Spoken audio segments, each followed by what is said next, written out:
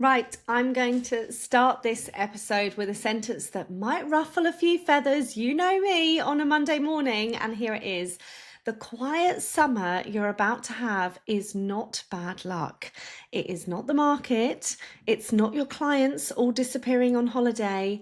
The quiet summer trap. Now, this is where most designers walk straight into it every single year. And there are 2 points of the year that this can happen: towards the end of the year in November, December, and July and August. Okay, so here's what happens. The sun comes out, inquiries can naturally slow down. Everyone tells themselves, oh, it's just a season. And they take their foot off the gas a little bit. And then September arrives and the diary is completely empty. And they are scrambling around, desperately trying to build a runway in the exact month they need to be already taking off. Okay, because there is a method to the madness of getting over the summer. But the designers who win at summer, they know something that the others don't. And they know that June and July are not quiet months. Okay, yes, it's notorious that we know in the month of August, the season completely dies down. Europe shuts, suppliers all close their books for a while, and everyone goes on holiday. But the 2 months before that, they can be one of the most important sales month of the entire year. And today I'm going to show you exactly why. And the one thing I want you to do today is make sure that September pays you. Okay, so wherever you are right now, on your commute, walking the dog, making the coffee, absolutely settle in, because this one is going to get your whole summer up. Let's go. Hello and a very happy Monday to you. Welcome back to the Design Boss Dialogue podcast. I am Lisa Marie El-Khadraoui, an award-winning interior designer and the mentor and coach behind Design Boss Diary. And I'm so glad you're here because this is a big one for us. This is episode 91. Oh my gosh, 91 episodes in just 18 months. And I have to share this with you because it still makes me a little bit emotional. We had confirmed last week that the podcast has now surpassed 10,000 downloads. 10,000 to every single one of you who presses play has done on a Friday morning. And now we're moving the podcast to Monday morning to get your week started. You are the reason this show exists, and all of the messages and emails that I receive from absolutely every single one of you. And we are hurtling towards 100 episodes now, which feels completely wild from where I first started it. But I just want to say a huge thank you to each and every one of you that listens. And there's also a reason today's episode is landing in your ears on a Monday morning. We start at 7 a.m. every Monday now, and we've moved the show to Mondays on purpose because I want to be the voice in your ear at the start of the week, the one that lights the fire underneath you before the to-do list take over. And there is no better week to do that than this one, because we are sitting literally right on the edge of July. Now, here's the truth about our industry that nobody likes to say out loud. August is notoriously quiet, like I've just mentioned, in interior design, and it just is. Clients are away, schools close down, families are juggling the school holidays, decisions get naturally deferred. And if you wait until August to notice that, you've completely already lost. And you know me, I'm very black and white, I'm straight down the middle in my approach. What we don't want to do, and I say this with so much love, is fall off the edge of a cliff in August and have to claw our way back up to a steep runway in September. So this episode is your early warning and your opportunity both at once, because June, which we've just had, and July right now are perfect months to really build momentum also in sales. Now, the designers that I work with, we are doing a 90-day runway into summer. So we very much start having conversations in April about June, July, August, and also September. So we do have naturally a very, very big runway in because we work in 90-day cycles. But if you're completely new to this and you think, oh God, I don't want to be that one that's clawing my way back up the runway in September, then take this episode and make the most of it, but try and find the key takeaways that I'm going to give you so that you can have a magnetic September, okay? And I'm going to walk you through exactly how we can do that. So the 90-day ripple effect. So let me give you the framework that changes how this entire season is built. I call it the 90-day ripple effect. If you're in my world or you are being coached and mentored by me, you will have this absolutely nailed to a T by now. And it comes from a conversation I had recently with a designer in one of my communities, and I'm going to keep her anonymous, of course, who asked me such a brilliant question. And she said, you keep talking about how we do these 90-day ripple effects and what happens 90 days later. Even financial forecasting, planning, advertising, anything you do today roughly takes 90 days to fully ripple through your business and show up as paid work. The content you post, the conversations you start, the blogs you write, the feature you land in, the discovery calls you have this week. They don't pay you this week. They pay you sometimes within 4 weeks. They sometimes pay you within 8 weeks, even 12 weeks, depending on the type of contract that you've set up. Which means, and I want you to really, really hear this, the work you do in July is not really meant for July. It's meant for the back end of September and October. So we have just obviously had the month of June and we're coming towards the end of June. And the work that we do in July and August and the start of September is going to start to ripple out towards the end of September, beginning of October. So already we are thinking we need to make sure July is magnetic. The clients you'll be installing for in the autumn are the conversations you're going to be having right now. And if you do nothing now because it feels quiet, you are quietly programming an empty September and October in your diary. Feast and famine.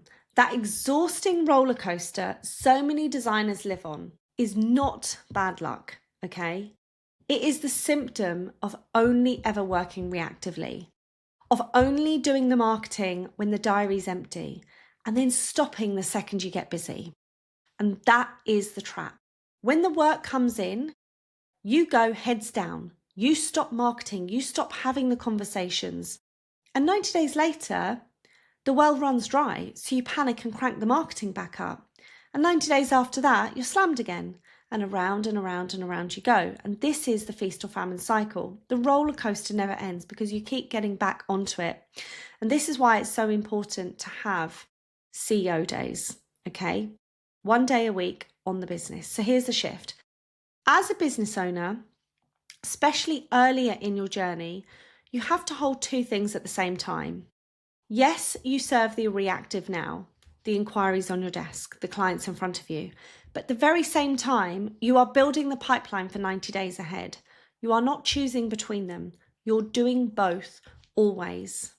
The way I think about it is this. I've secured my pipeline for the next 3, 6, 9, 12 months beautifully. Now let me build a pipeline for 3 months after that. Okay, that's the rhythm. So if you're new to this, just think, okay, I need to build the pipeline for the 3 months, but then I need to concentrate on what the next 3 months is. You always want to be 90 days ahead of yourself. That's how you step off the roller coaster for good and get onto what I call the momentum wheel, where the work just keeps turning over because you never stop feeding it. And here's the bit that should really make you sit up on this Monday morning. Habits take 60 to 90 days to truly embed. So if you start today consistently, not as a one-off, you are perfectly timed for those efforts to land as real paying September work, September and October work. This is the window right now, okay? Now, I can hear some of you already, but Lisa Marie, I'm actually going to be away this summer. I'm traveling, I'm busy, my capacity is generally lower. And that's completely fine because planning your summer doesn't mean grinding through it with no break. It means being intentional, not reactive. So let's talk about the capacity because this is where so many designers needlessly turn money away. And if you know you're away in September, for argument's sake, you don't slam your doors shut. You look at your diary either side of your time off and you simply communicate it. It's all in that communication piece. And here's exactly what it sounds like. You say to a client, I'd love to get started. We absolutely can.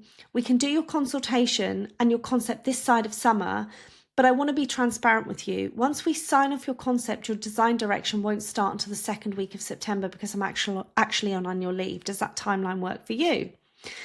And you know what? Most clients will say, that is absolutely fine. We are very happy with that structure, because you've actually told them. You've gone in and set the expectation. You've held the boundary and you've kept the project moving forward. You haven't lost the work. You've simply scheduled it with integrity into your diary because you are forward planning. You are thinking about your projects and your pipeline. So flip the whole story in your head. Okay, quiet isn't a problem to survive. Quiet is a planning window. It's a gift. We plan our summers, like I said, in April and May. We plan our autumns in June and July. The calm is where the strategy happens. The designers who treat July as a dead loss are the very same ones panicking in September. And if this is landing, I want you to reach out to me, because the ones who treat July as their planning season are the ones with a full, beautiful autumn diary. Same summer, completely different outcome. And the only variable is what you decide to do with it. Okay, so if the 90-day ripple is the why, let me give you the what, okay? The single most powerful do it today habit I know. And it costs you nothing but a few little minutes and a little courage, okay? And this is something that I like to call the virtual shop front. So another designer in my community asked me recently, what kind of Instagram content actually leads to serious inquiries and not just engagement? And here's the thing. It's not really about the content as such. And yes, obviously content matters. However, it's about how you treat the people who show up. So let me give you the reframe that changed everything for me when I started out. I want you to think of your social media as a virtual shop front. Imagine you had a beautiful boutique on a gorgeous high street, and every time someone new follows you, picture a little bell ringing above the door as they walk into your shop. Now, if you were standing in that beautiful shop and a customer walked in, would you sit in the back room and ignore them? Of course you wouldn't. You'd come out, you'd smile, you'd say hello. Hello, how lovely to have you here. Is there anything I can help you with? So why on earth do you let people walk into our virtual shop, our Instagram, our social media, and you just ignore them? Someone new follows you, the bell rings, and we do absolutely nothing. We let them wander back out without as much as a hello, how are you? So here is your task, and I generally want you to do this today. When a new follower comes in, go and say hello.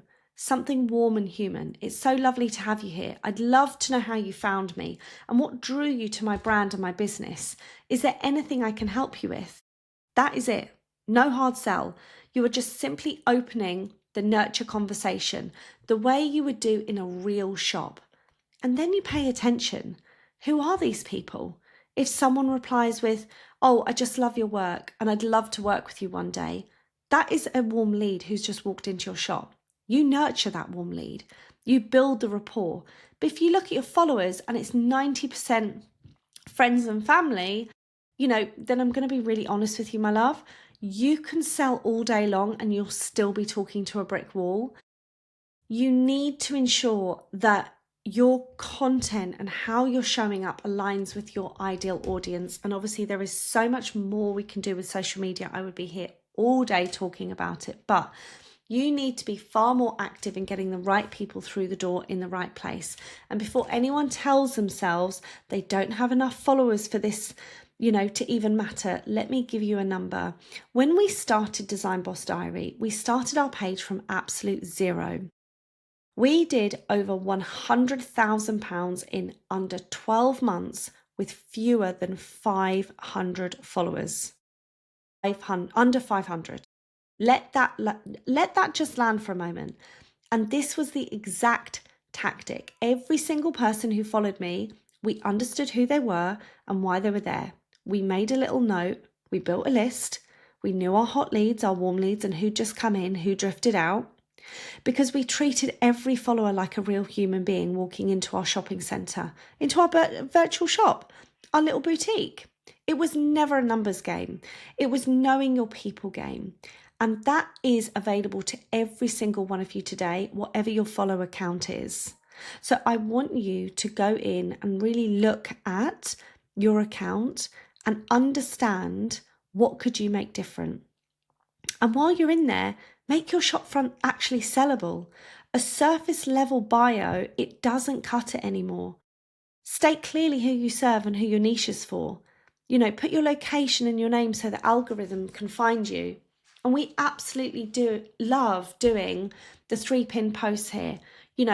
People want to land down on your page and you want to capture them straight away, welcoming them, the type of services, why you do what you do, your unique advantage point.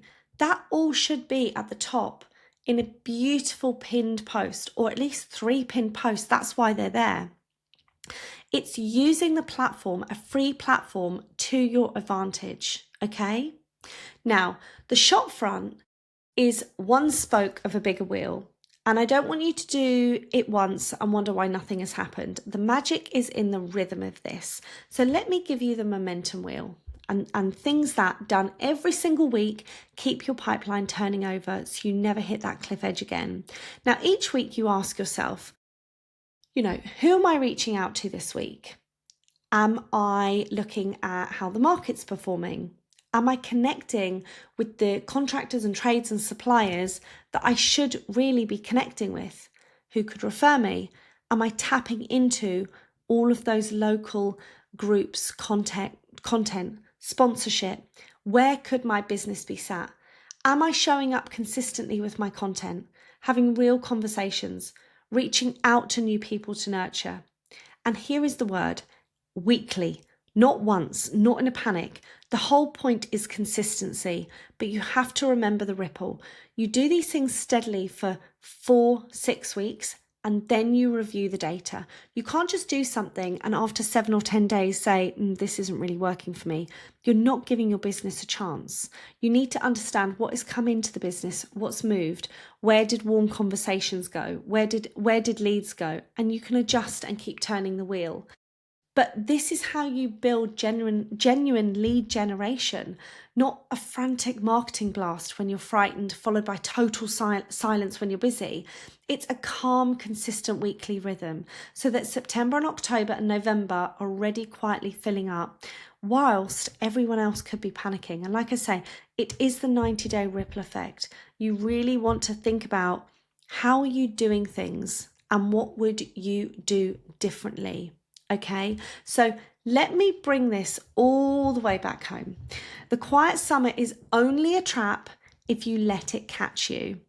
June and July are not the months to coast. They are amazing planning months. They're pipeline months, the months where a magnetic September is quietly built behind the scenes.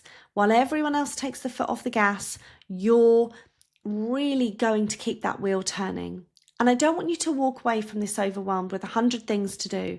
I want you to do just one thing. Pick one, whichever lit you up the most this morning in this conversation.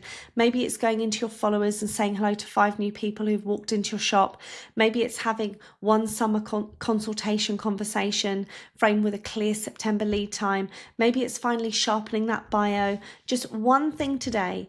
That's how the muscle starts, and that's how momentum begins. Because here is the truth. What you do this week ripples out to September. So let's make this week your autumn starts paying you. Let's make this week the week that you really step into your new leadership position in business. Let's make this week the week that autumn is going to absolutely be phenomenal for you. And because I want July to be so magnetic for you, not just busy, but aligned, I'm running something that I'm so excited about. And for the whole of July, I'm hosting a free alignment and abundance challenge, a daily practice to raise your frequency around your desires, your visibility, calling in your ideal clients, calling in money. And it's completely free, and it is the perfect companion to everything we've talked about today, because the strategy and the energy have to move together. And if you'd love to join us, come and find me over on Instagram, send me the word July, and I will add you to the list, because let's go into this summer aligned, intentional, and building while everyone could potentially be coasting. Thank you so much for spending the start of the week with me. Go and do your one thing, and I will see you next Monday for another powerful, packed podcast.